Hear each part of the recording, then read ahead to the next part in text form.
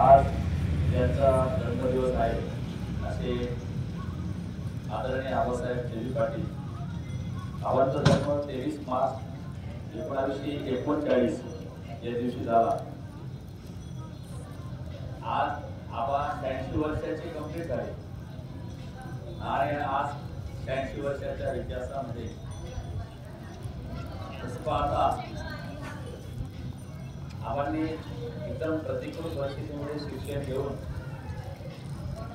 मावशीच्या घरी चुलगाव त्यांच्याकडे त्यांचे जे चुलगाव होते ते म्हणजे आज त्यांची आठवण झाली ते म्हणजे ते पण शिक्षक होते।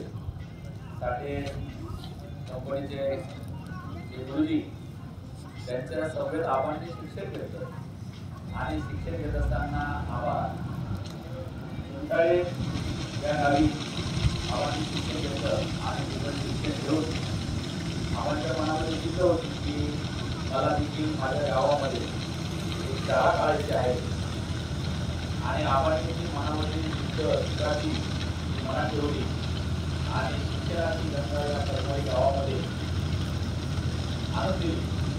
तसं पाहता मित्रांनो शाळा काढतात आणि शाळेला संस्था काढणं संस्थेला शाळा तयार करणं आणि तिला आमदार करणं तुमचं धोरण आहे, परंतु आबांनी संस्था काढल्यानंतर शाळा सुरू करत असताना आमच्यासारखे छोटे छोटे गारगोट्या जमा केल्या आणि या गारगोट्यांना देखील चांगला आकार दिला आणि आकार देऊन आज एक चांगल्या प्रकारची संस्था शाळा आली। त्या सुरुवातीला या संस्थेचा इतिहास जर पाहिला तर काय सोपं आहे आणि आबांच्या मनात फार गोष्ट होती। तेव्हा आबा आणि आम्ही वायाची किती करत होतो त्यावेळेस बऱ्याच लोकांना वाटत होतं की आबांकडनं शक्य होणार नाही आणि एवढंच नाही, आबांनी संस्था काढली, चांगल्या प्रकारे संसार केला, आपल्या मुलाला मुलींना एक चांगल्या ठिकाणी नोकरीही दिली, मुलाला मुलीला चांगले जावई सोडले, चांगले संस्कारिक असे घटक तयार केले आणि आज 86 वर्षे कंप्लीट झाले आबांना आणि शाळा संस्था काढल्यानंतर आबांच्या याच्यामध्ये फार मोठी संकट आली। एवढी संकट आली तर त्या संकटांची आपण कधीही तुलना किंवा मोजमाप करू शकणार नाही, परंतु आबा संकटाला घाबरले नाही, कुठल्याही प्रकारे डगमगले नाही, ही गोष्ट चालूच ठेवली।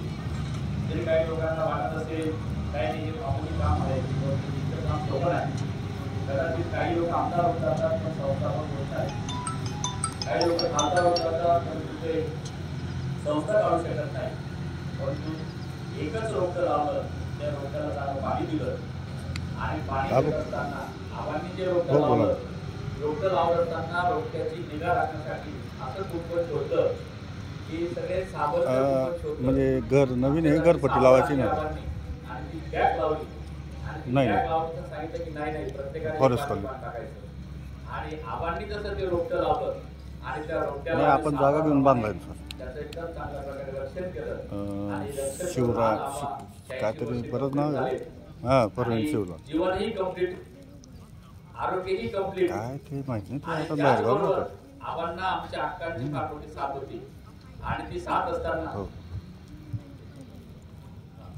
तर ते साथ देत असताना आबांच्या बरोबर हक्कांनी देखील मोठी साथ दिली आणि साथ देत असताना हक्का आणि आबा या दोघं चाकांनी हा रथ चांगल्या प्रकारे सुरळीत असा चालत राहिला आणि आज एक सुंदर अशी इमारत, शानदार असं पटांगण आणि तुमच्यासाठी गोंडस विद्यार्थी आणि इथून जे बाहेर पडतात तेही चांगल्या प्रकारे उद्योग व्यवसाय नोकरी राजकारण चांगल्या प्रकारे करत असतात असे आदरणीय आबासाहेब आज यांचा हा वाढदिवस आज आनंदाने या ठिकाणी मनवला जात आहे।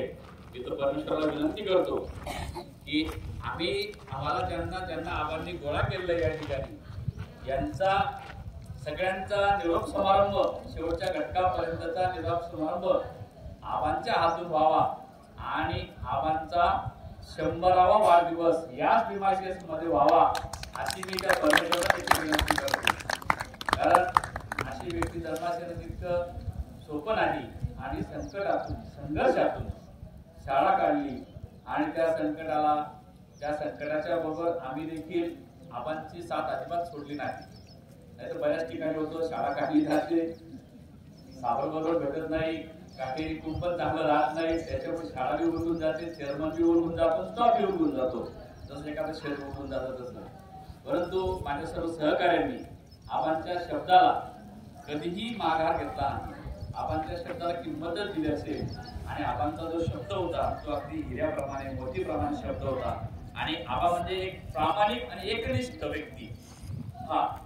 नाही तर आम्ही पाहतो बऱ्याच ठिकाणी शिक्षक शिव्या देतात, चेअरमन शिव्या खातात, बऱ्याच गोष्टी घडतात, परंतु एकनिष्ठ माणूस, एकनिष्ठ व्यक्ती.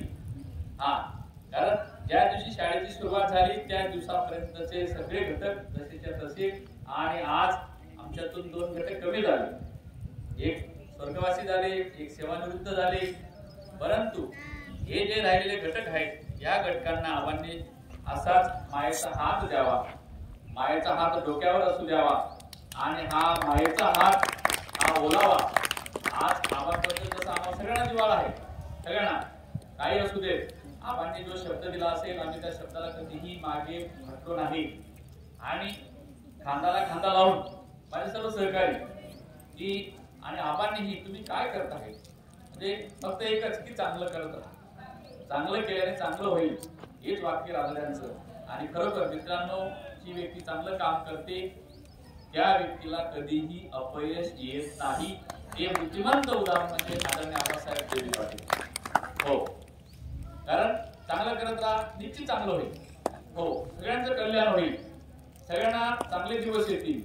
आणि म्हणून एवढं तुम्हाला आयुष्य भेटलेलं आहे, अजून याच्या पुढे तुमचं आयुष्य सुखी, समाधानी, आनंदाने, आरोग्यदायी जावो. आणि आमच्यासाठी तुम्ही सदैव प्रेरणा देत राहो. आम्हाला प्रेरणा म्हणून, आमचे आधारस्तंभ म्हणून, आमचे आधारवड म्हणून तुम्ही आम्हाला असेच आशीर्वाद देत राहो. आणि असेच परमेश्वराला विनंती करतो की असेच तुमचे वाढदिवस आमच्या हातून साजरे होत अशी मी परमेश्वराला विनंती करतो.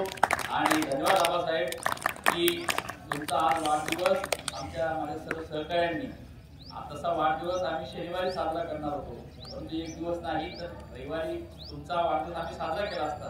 पण या चिमुक्यांना काय माहिती की आपले संस्थापक अध्यक्ष यांचा वाढदिवस आहे म्हणून. म्हणून आजच्या दिवशी तुमच्या सोबत जे आपल्या संस्थेचे संस्थापक अध्यक्ष आहेत, आधारवड आहेत, आधारभूत आहेत, आधारस्तंभ आहेत, अशा आदरणीय आबासाहेबांना मी या ठिकाणी नतमस्तक होतो, धन्यवाद देतो. थांबतो. जय हिंद, जय महाराष्ट्र आणि जय आबासाहेब.